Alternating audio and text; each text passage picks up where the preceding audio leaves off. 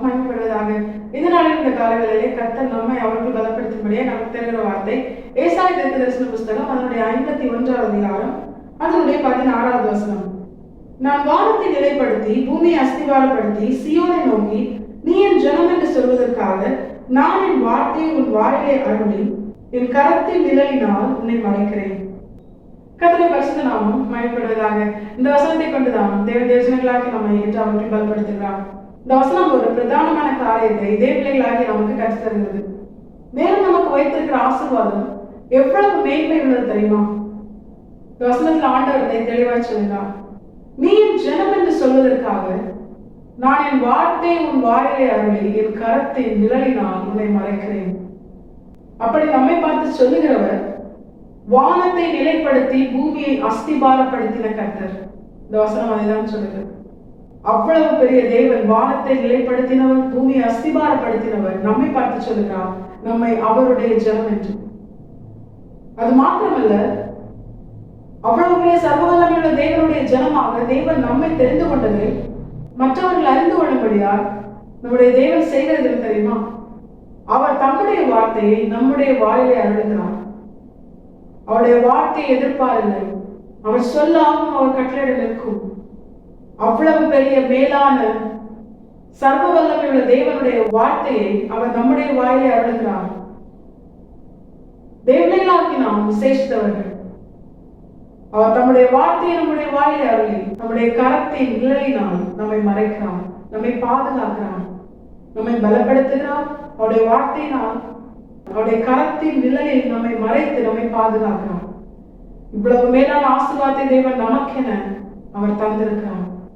நாம் பாக்கியம் பெற்றவர்கள், நாம் விசேஷித்தவர்கள். தேவனையாகி நாம் இந்த மேலான ஆசீர்வாதத்தை முழுமையாக சுதந்திரிக்க தேவன் நம்மிடத்தில் எதிர்பார்ப்பது என்ன? இதுதான் உடனே நம்முடைய இருதயத்தில் எழுப்புகிற ஒரு கேள்வி. எவ்வளவு பெரிய ஒரு ஆசீர்வாதமா இருந்தாலும் அதற்கு ஒரு கட்டளை நிச்சயமாயிருக்கும். கட்டளை இல்லாமல் ஆசீர்வாதம் இல்லை, கீழ்ப்படுதல் இல்லாமல் ஆசீர்வாதங்கள் இல்லை. இப்ப கட்டளைக்கு கீழ்ப்படிந்தால் தேவன் நமக்கு வைத்திருக்கிற பிரதானமான ஆசீர்வாதங்களை நாம் சுதந்திரித்துக் கொள்ளலாம். இப்ப இந்த ஆசீர்வாதத்திற்கு, இந்த மேலான பிரதானமான ஆசீர்வாதத்திற்கு தேவன் நம்மிடத்தில் எதிர்பார்க்கிற காரியம் என்ன? அதைதான் இந்த வசனத்தில் ஆண்டவர் சொல்றாரு, நீ என்னுடைய ஜனம் என்று சொல்வதற்காக. இப்ப நம்மை தேவன் தம்முடைய ஜனமாக மாற்றி இருக்கிறார். அதை இன்னும் புரியுற மாதிரி இதே அதிகாரத்துல அதனுடைய 11வது வசனத்துல ஆண்டவர் நமக்கு காண்பித்து இருக்கிறார். அதனுடைய முதல் பகுதி நாம் வாசிச்சோம்னா, அப்படியே கர்த்தரால் மீட்கப்பட்டவர்கள் ஆனந்த களிப்புடன் பாடி சீயோனுக்கு திரும்பி வருவார்கள். இப்ப யார் கர்த்தருடைய ஜனம்? இந்த 2 வசனத்தையும் நம்ம கம்பேர் பண்ணி பார்த்தோம்னா யார் கர்த்தருடைய ஜனம் தெரியுமா? கர்த்தரால் மீட்கப்பட்டவர்கள்.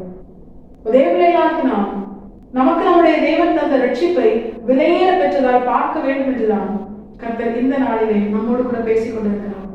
இவ்வளவு பெரிய மேலான ஆசீர்வாதத்தை சுதந்திரிக்க தேவன் நம்மிடத்தில் எதிர்பார்ப்பது, தேவன் நமக்கு தந்த ரட்சிப்பை நாம் காத்துக்கொள்ள வேண்டும்.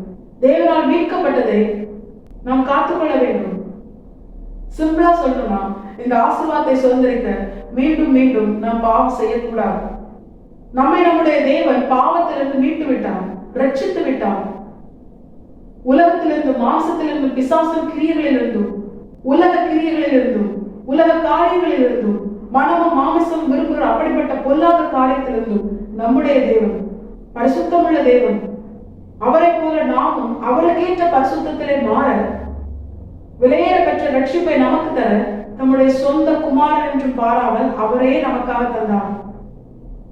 அவரை தந்து அவருடைய இரத்தத்தினால் நம்மை பாவமர கழுவி கிறிஸ்து இயேசுவுக்குள்ளாக விலையேற பெற்ற ரட்சிப்பை நமக்கு தந்து நம்மை அவருடைய சொந்த ஜனமாய் மாற்றி இருக்கிறார்.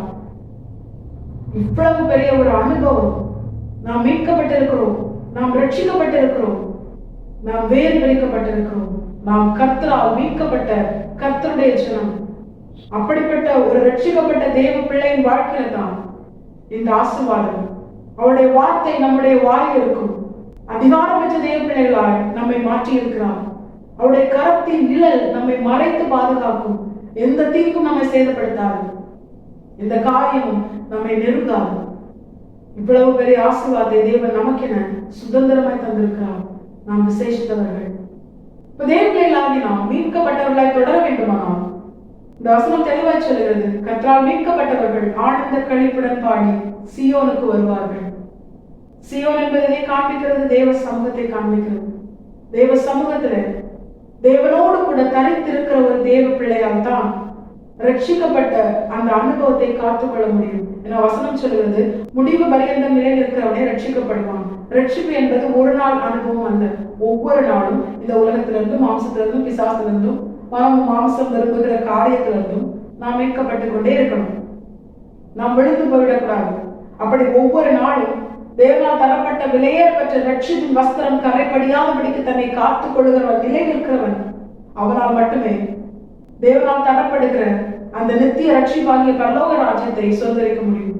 இந்த உலகத்திலிருந்து அவனை மீட்டு நித்திய ஜீவனிலே, அந்த நித்திய ரட்சிப்பிலே அவனை சுதந்திரிக்கும்படியாக கர்த்தர் அவனுக்கு கிருபை செய்வார். அதற்கு நாம் செய்ய வேண்டிய காரியம், நம்முடைய ரட்சிப்பை காத்துக் கொள்ளும்படியாக நாம் செய்ய வேண்டிய காரியம் என்ன தெரியுமா? மீண்டும் மீண்டும் பாவம் செய்யாதபடிக்கு கர்த்தருக்கு பரிசுத்தமாய் வாழ நாம் செய்ய வேண்டிய காரியம் என்ன தெரியுமா? தேவ சமூகத்துல தேவனோடு கூட இணைந்து வாழணும். நம்மோடு கூட நம்முடைய பரிசுத்தமுள்ள தேவன், அவருடைய ஆவியாக பரிசுத்த ஆவியானவர் நமக்குள் கிரியை செய்து அவருடைய சித்தம் செய்ய நாம் நம்மை முழுமையாக அர்ப்பணித்து எப்பொழுதும் அவருடைய பிரசனத்திலே அவரோடு கூட இணைந்து வாழ்கிற வாழ்க்கையால் நம்முடைய வாழ்க்கை மாறும் பொழுது எந்த ஒரு காரியமும் பிசாசின் கிரியைகளும் உலகமும் மாமிசமும் பிசாசும் மனம் மாம்சம் விரும்புகிற காரியங்களோ உலக மனிதர்களோ நம்மை மேற்கொள்ள முடியாது. ஒரு பரிசுத்தம் உள்ள தேவனுக்கு பிரியமான ஜீவ பலியாக நம்முடைய வாழ்க்கை மாறும். சுகந்த வாசனையாய் அவர் நம்மை ஏற்றுக்கொள்ளத்தக்கதாய் நம்முடைய வாழ்க்கை மாறும். இப்படிப்பட்ட வாழ்க்கையை உடைய ஒரு தேவ பிள்ளைக்குதான் வானத்தை நிலைப்படுத்தி பூமியை அஸ்திபாரப்படுத்தின சர்வ வல்லமையுள்ள தேவன் அவர்களை பார்த்து சொல்கிறார், நீ என்னுடைய ஜனம், அதை மற்றவர்களும் அறிந்து கொள்ளும்படியால் நான் என் வார்த்தையை உன் வாயிலை அருளி உன்னை பலப்படுத்தி உன்னை அதிகாரப்படுத்தி என் கரத்தின் நிழலினால் உன்னை மறைத்து உன்னை பாதுகாத்து எதுவும் உன்னை சேதப்படுத்தாதபடி உன் ஆவி ஆத்துமா சரீரம் உன் ஆவிக்குரிய வாழ்க்கை பூமிக்குரிய வாழ்க்கை ஊழிய வாழ்க்கை சகலமும் பத்திரமாய் நான் உன்னை பாதுகாத்து முடிவிலே அந்த நித்திய ரட்சிப்புகளே நித்திய ஜீவனுக்குள்ளே உன்னை சுதந்திரிக்கும்படியாய் அழைத்து செல்வது அதிக நிச்சயம் என்று கர்த்தர் இன்று நமக்கு வாக்கு பண்ணுகிறார். சொன்னவர் சொன்னபடியே செய்து முடிப்பார். கர்த்தர் நல்ல தேவன், அவர் நல்ல தகவன், கைவிடவே மாட்டார். தேவர்களாகி நாம் இதை உணர்ந்தவர்களால் இந்த வசனத்தின் ஆசீர்வாதத்தை பெற்றுக்கொள்ள தேவ சமூகத்தில் தேவனோடு கூட பரிசுத்தமாய் வாழ நாம் நம்மை முழுமையாக அர்ப்பணிப்போம். கர்த்தர் தாம் சொன்னபடியே நம்மை ஆசீர்வதித்து நம்மை உயர்த்தி நம்முடைய தேவன் மகிமைப்படுவது அதிக நிச்சயம். கர்த்தர் தாமே வசனத்தை கேட்டு நம் அனைவரையும் ஆசீர்வதித்து வழிநடத்துவாராக. கர்த்தரை பரிசுத்தம் மட்டுமே மகிமைப்படுவதாக. மாரநாதா இயேசு வருகிறார். ஆயத்தமாவும் பெரிய ஆயத்தப்படுத்துவோம். ஆமென். என்பலன் ஒன்றுமில்லை